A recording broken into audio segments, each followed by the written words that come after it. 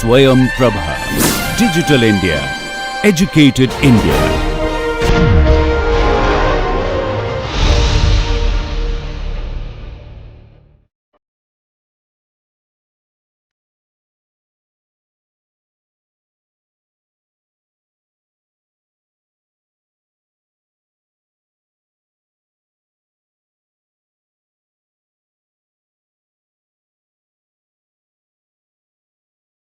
Of isomer. So I won't be making distinction between, can you close it up?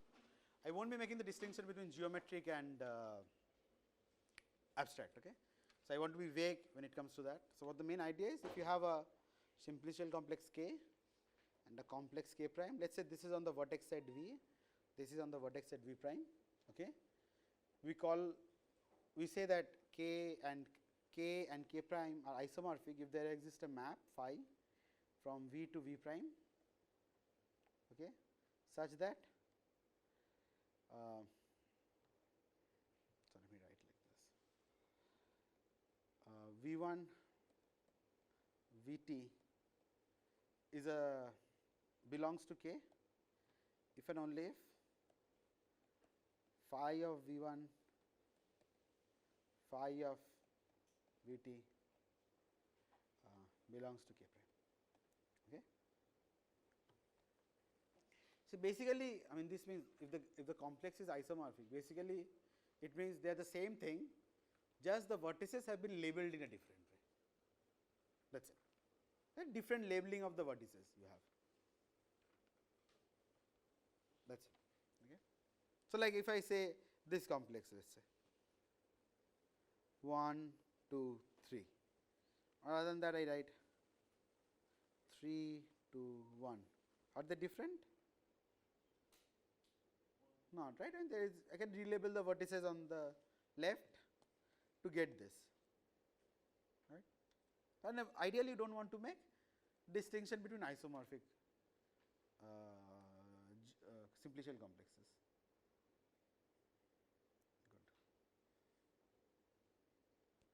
Good. Okay. So I want to define an object which is called nerve. So it has a very natural connection to, so like nerve is Delaunay complex is a nerve of the Voronoi diagram. Okay. So what do I mean by that? Let's say you have a collection of, so let's say S be a collection of subsets, or let's say subsets of first 1 to n numbers. Okay. These are subsets, okay. So Si subset of, yeah. So I mean, it doesn't have to be first 1 to n. So let's say make it, because we will be working with geometric things. So let's say some omega set, okay. Think of it whatever you like. Think of it first 1 to n numbers, some region in R2, whatever, okay. So for each Si, so now what I want to do is, I want to build a nerve complex of S, this collection. It's called nerve S. So first, let me define what will be, see, this will be a simplicial complex. Okay, nerve of S will be a simplicial complex. It will be an abstract simplicial complex also. First we will define the abstract simplicial complex, that is the easiest to define. Okay. So this abstract simplicial complex, we have to define what will be the vertices of this simplicial complex. I say the vertices of the simplicial complex are S1 to SL itself.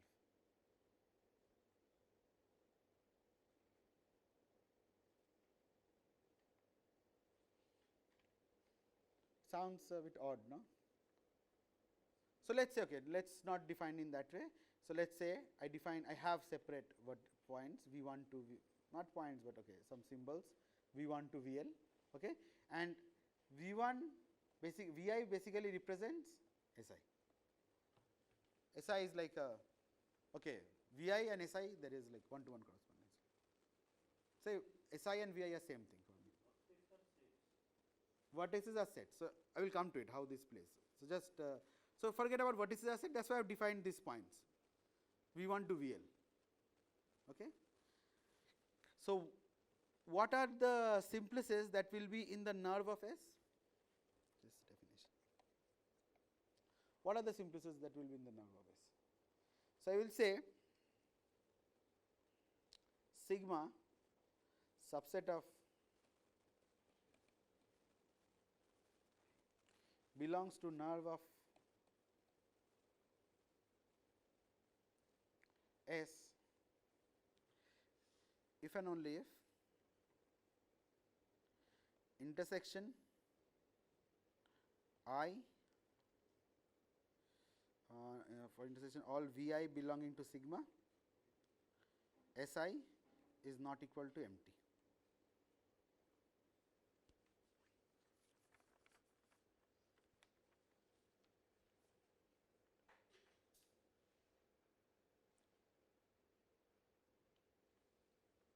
Also, before I give this definition, just one small comment. Okay. So, the theorem, what did we prove at the end of last class? We proved that any t dimensional abstract simplicial complex can be has a geometric realization in R 2t plus 1. Okay.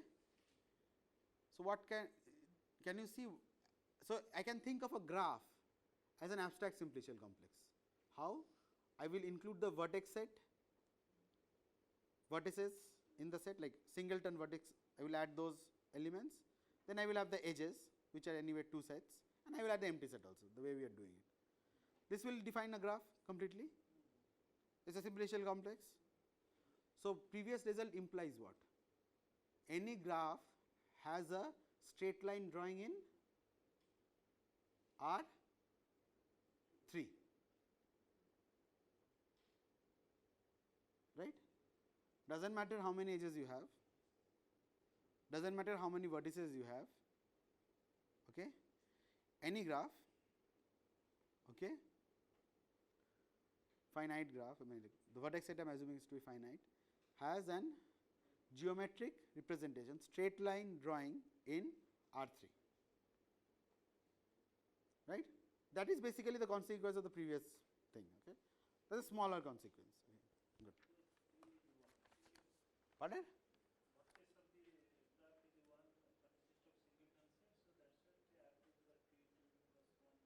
No, yeah. So, what is the maximum dimension of a simplex in a graph? 1, right. Edge has 2 vertices, right. Remove 1, the dimension is 1, right. Okay, good. Yeah. So, now let us go back to the nerve here again. So, let us take one very nice example that comes up all the time in topological data analysis.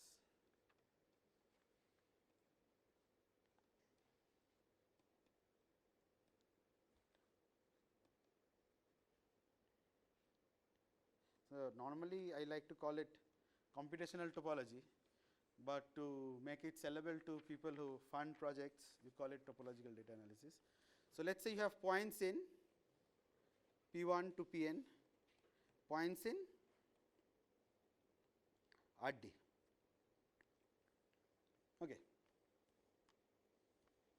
So, this is used all the time for analysis. Okay. So, and you assume it is on these points are like dense sample of some nice objects that is embedded in Rd.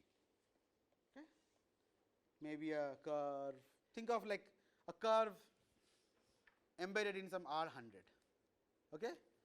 Obviously, this curve may be complicated, it is hard for me to store, right, but I want to like understand the properties of this curve. One of the ways you do it, you sample lot of points from this curve, and using the samples you try to learn the properties of the curve. Okay. It can be surfaces, it can be manifolds, many other things, okay, other geometric objects. Okay. So, you want to, this is mostly used to understand topological features of objects, okay, whatever that means. Okay. I do not want to get into that. But normally, one of the simple examples, like simple way to do it is, you have these n points. What you do is, around each point you build a ball of radius alpha.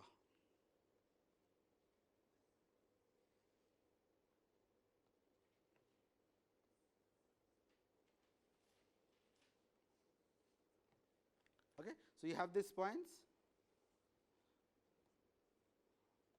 and you want the alpha to be small compared to the complexity of the curve or this geometric object. Okay. See, intuitively, if the point set are densely sampled and if I keep varying alpha, I hope to get some alphas for which the union of the balls if I take, okay, that will kind of be a good approximation to the curve, union of these balls.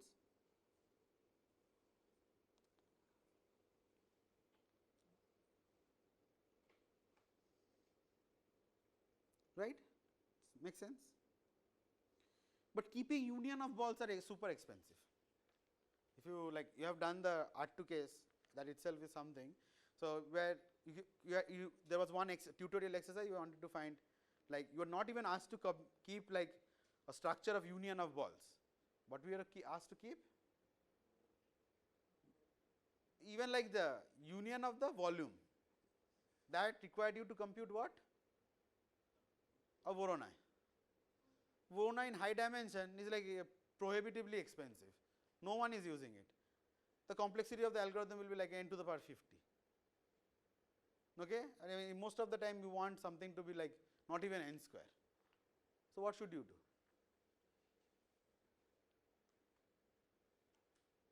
There is a complex that is defined, what is called check complex. The accents I do not know, but check complex. So, you call check complex this for this family of balls. So, let me write f as the family of balls. So, like this. Okay. So, how do you define it? You say, so this check complex will basically, it is an abstract complex first. This has geometry representation, but forget about that for the timing. It is an abstract complex. What you do is, you keep subsets of P1 to like the subset of some subsets of P1 to Pn. It is a simplicial complex also. Okay. So, you will keep a simplex sigma will be in check complex if the balls centered at the vertices of sigma have a non-empty intersection. What do I mean by that? So, this belongs to this if and only if intersection Pi belonging to sigma B of Pi alpha, okay, is not equal to empty.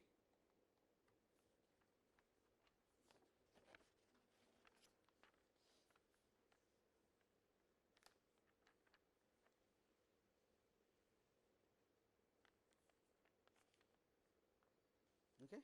So, now the natural question to say is, okay, I mean, if you can assume some general position assumption on this point set, you can have a geometry representation of it also in some RD. Hope to, okay. Sometimes not, but it won't matter actually. Okay.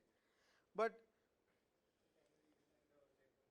yeah, not function, check comp. So, f is this family of balls. Okay. So, check of f is what?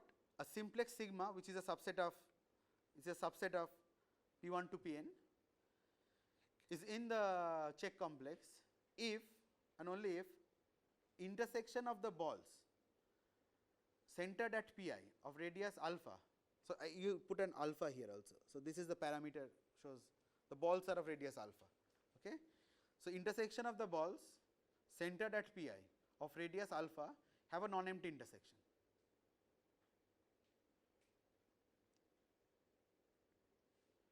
By the way, is it a simplicial complex?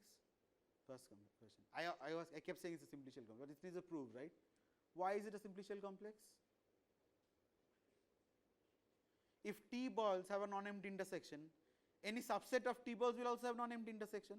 So, downward close property is there. So, you do not have to worry, simplicial complex, good. But then you might say, oh, what is the point of computing this? Yeah, it is a nice combinatorial, it is a combinatorial object, whether it is nice or not, who cares, but it is a combinatorial object. Why do I care about this combinatorial object?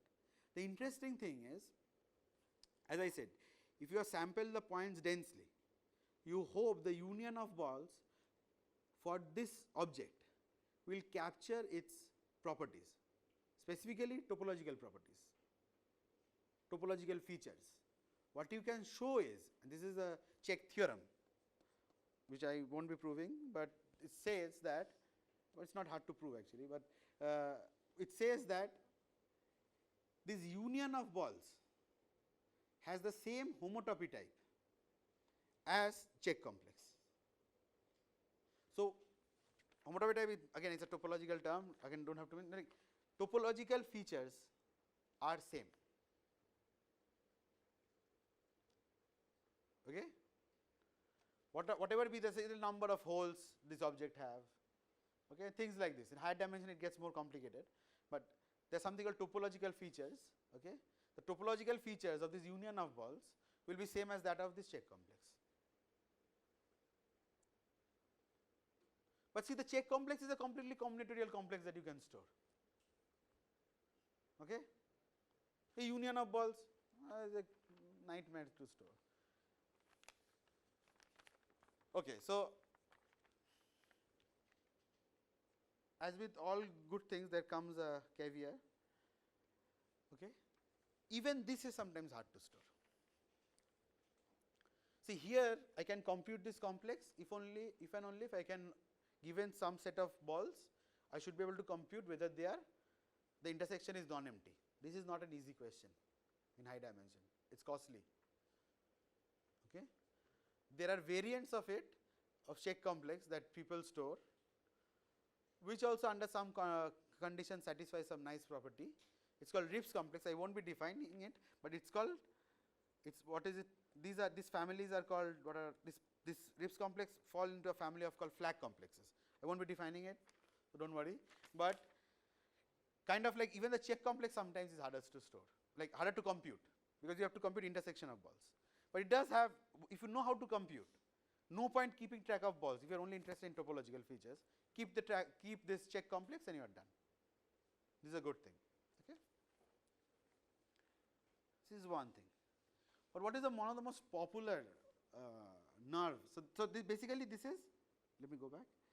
So check complex is basically nerve of the balls.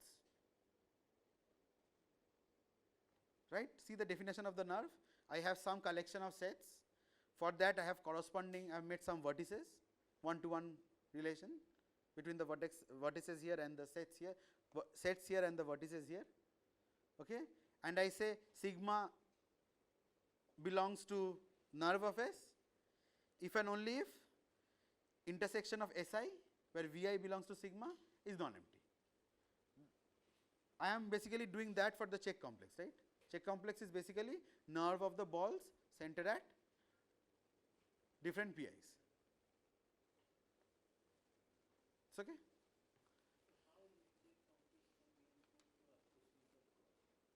So this is the theorem, that's what I'm saying. Theorem states that the union of the balls has same topology. I don't want to use this homotopy, has same topology as the check complex.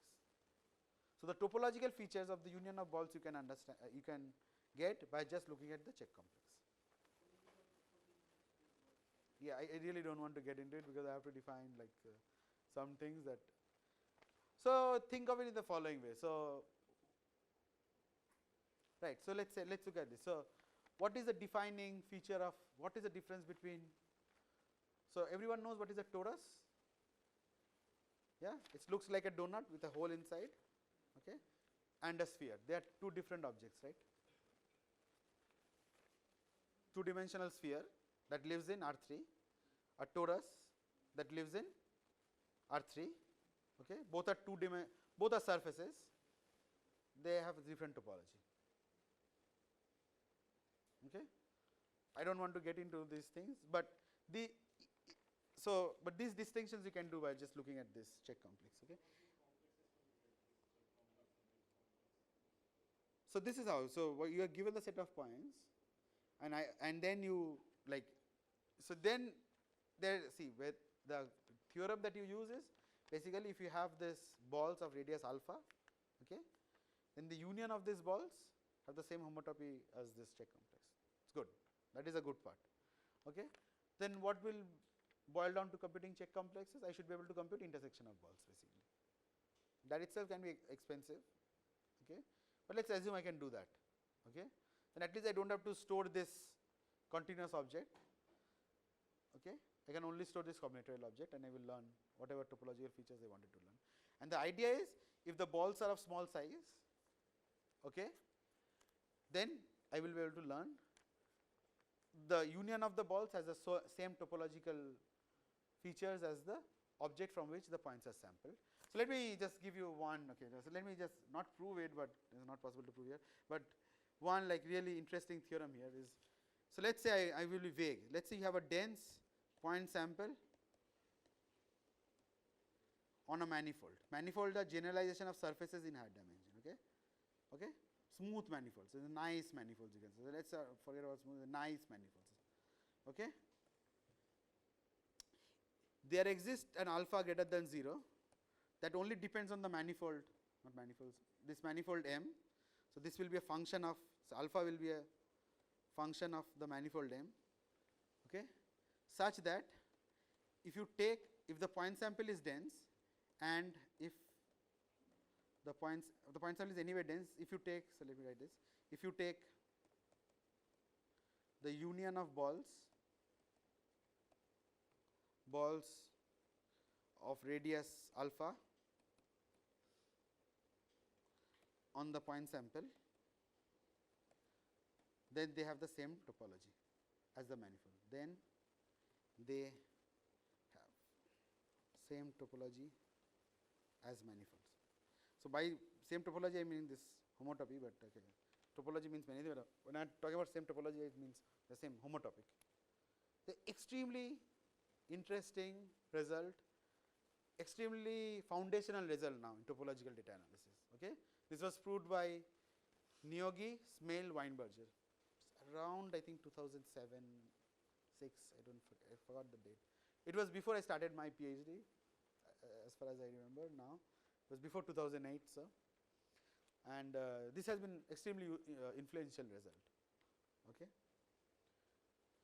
So, basically now with this point sample, if I have computed the check complex and the manifold will be of the have the same topology. This is what you want to do in data analysis, right? You want to learn features of the object from which the points are sampled, and you hope to sample enough points from the object. See, if you want to if you sample very few points from the object, you cannot hope to learn the features of the object by sampling very few points, right? So, let us say the object is like union of two circles, and what you have done is you have only selected points from this one circle. You won't be detecting two circles by looking at point sample, right? So, you hope you sample enough points from the object. What this result says is, if the object is of particular kind, then you can learn many interesting features of the object. Good. So yes. So, nice to, yeah, so I do not want to get into this because it is not the idea of this lecture to discuss this, but so this alpha basically captures the complexity of the object. You have to take smaller values of alpha and the point set have to be denser and denser if the object is more complicated. Okay. But again I do not want to get into it too much. So, let us say I have n points in RD. I will give you another example, example 2. Okay. You can compute Voronoi diagram of each pi, Voronoi cell of each pi. What is it? All those x belonging to RD such that distance between x and pi is less than equal to distance between x and pj for all pj. So, let us call this set P, capital P, for all pj in capital P, right. This is the Voronoi cell, right, of a point. What is the Delaunay triangle? What is the Delaunay complex of this Voronoi cells? Delaunay complex is nothing but nerve of the Voronoi cells of PIs.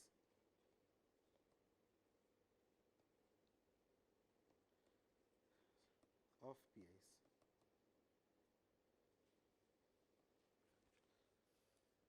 That is it.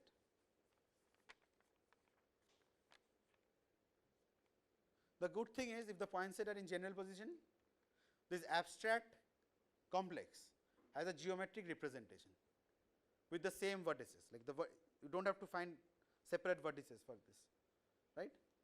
Keep pi to pi and you have this nice complex. Complex has some other nicer properties. This Delaunay complex triangulates the convex hull of pi, right. But basically Delaunay is nothing but nerve of the Voronoi diagram. Okay. Even when, let us say, if the general position assumption does not hold, okay, then the geometric representation with those as points may not be possible, but the complex is still a valid complex, because nerve is a valid simplicial complex. Okay. Again, this is slightly subtle, we can discuss it offline. Okay.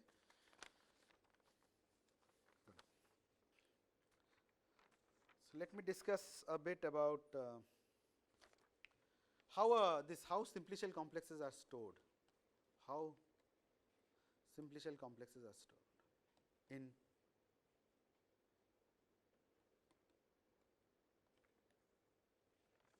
okay. So, let me give you one example. So, let us say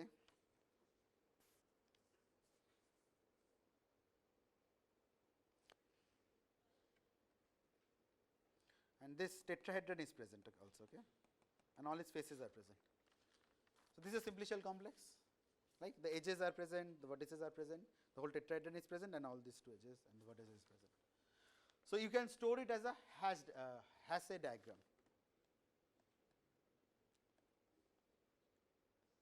So, what is it? It looks like this. You put empty set in the top. So, is people familiar with hash diagrams? No, okay.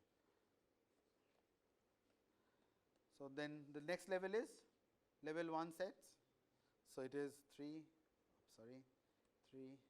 4, 5, okay, because all the vertices are there, all the 5 vertices are there. What are the edges present? 1, 2 is present, right. So, 1, 2 will be present, you will make like this. You also have 2, 3. So, 2, 3. Hash diagram is subset relation, right. Okay. So, this is how it is stored. You can go down level by level and store it. Okay. Now, so this is not that fast. Okay. Now, you have come up, people have been using something different which is called simplex tree.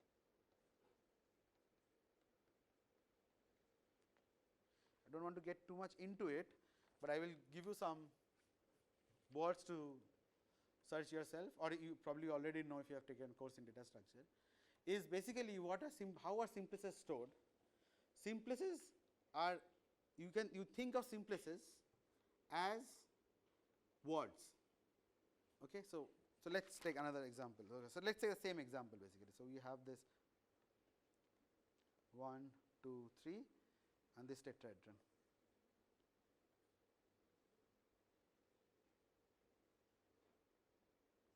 Okay. The simplices will be thought of as 1, 2, 3, 4, 5, 1, 2, 2, 3 like this. Okay. So, and another one you have is 2, 3, 4, 5. So, one will be 2, 3, 4, 5. Okay. So, these are words over an alphabet, right. What is one of the popular data structure to store words over alphabet? Prefix tree, right. Prefix tree is used, and sometimes it works faster than hash diagram. Okay. So, these are how people store it. Okay. Okay, good.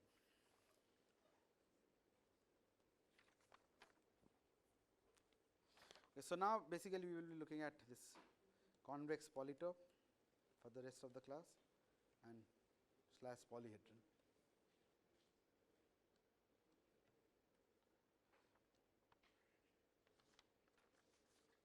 So, let us go to the definition first.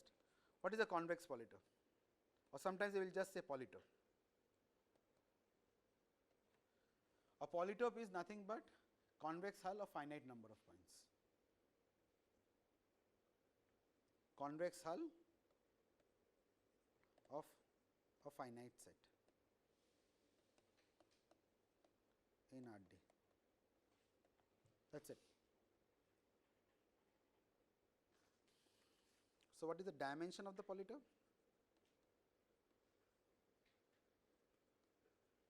What do you think should be the dimension of the polytope? How should we define it? How did we define it for simplices?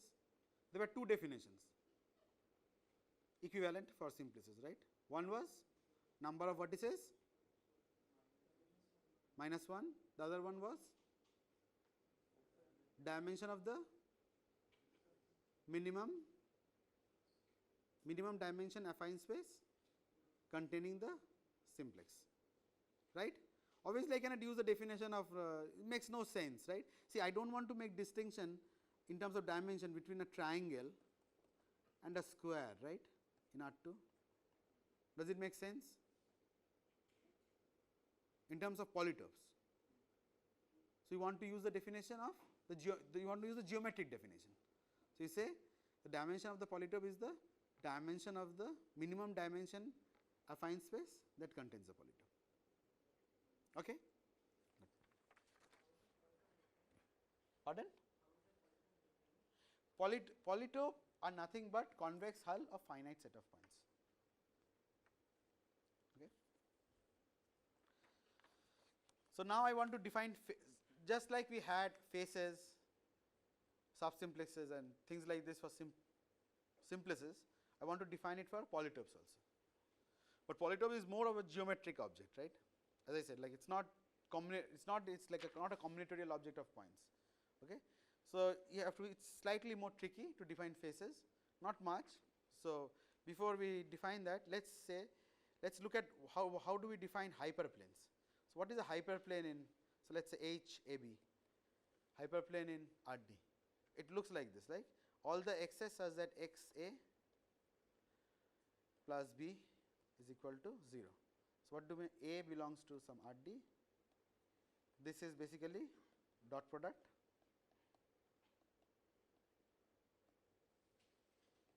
in RD and B belongs to R. So, equation of this is basically how hyperplanes are defined, right? Yes, no, good. Then you can similarly you can define positive, which is equal to, so positive side of the hyperplane. Okay. So, this you can write it as another way to write, let me write that first and then do this. Yeah. So, another way to say it is HAB x is a function of the form Ax comma A plus B, 0 set of this linear function will be your hyperplane. Okay. Then similarly, you can define H AB plus, what should that be? All x such that H AB of x is greater than 0. Similarly, you can define minus less than 0. They are defining sides, open sides. Okay.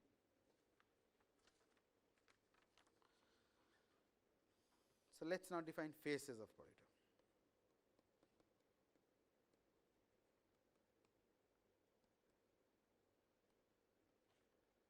So, how do we define faces of a polytope?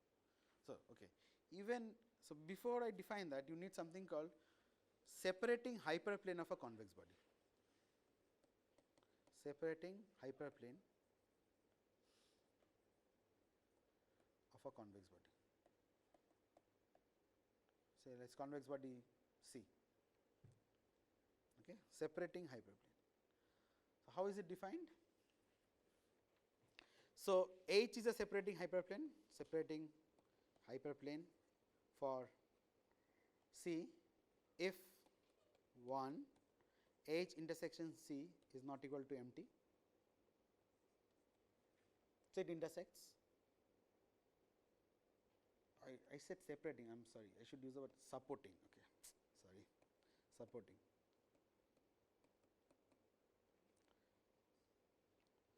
Okay. Yeah, separating when you have two convex bodies anyway. So, and the second one is C should be completely contained in H union H plus or minus. What do I mean by that? So, it look like this. Let us say this is a convex body, your hyperplane has a non-empty intersection with the convex body, and your convex body should be contained on one side. It should not be something like this. This is not a supporting hyperplane.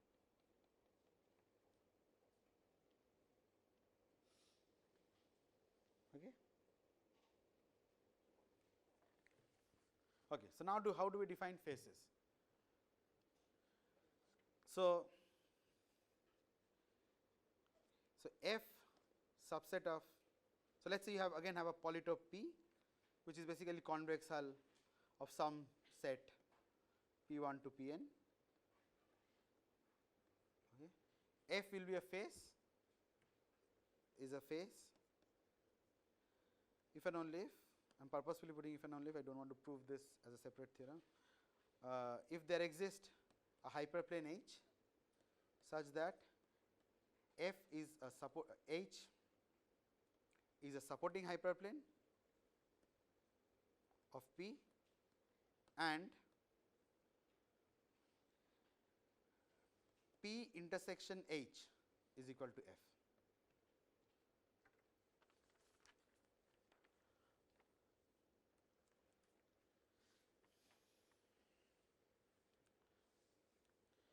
So, see, a geometric simplex is a polytope, right.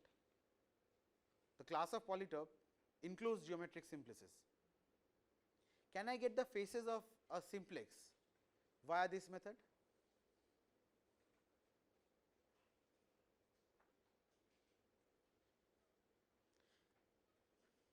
See, one way to define faces of simplex is like that combinatorially the way we did, right. You define subset of the vertex set, take their convex hull, and that will be the. But can we do it in this way? You can do it in this way. This is something you can verify. Few things you can do is like easiest case to check is like the triangle. You can generate all the faces, right, by intersecting with supporting hyperplanes, right. You can do it for higher dimension.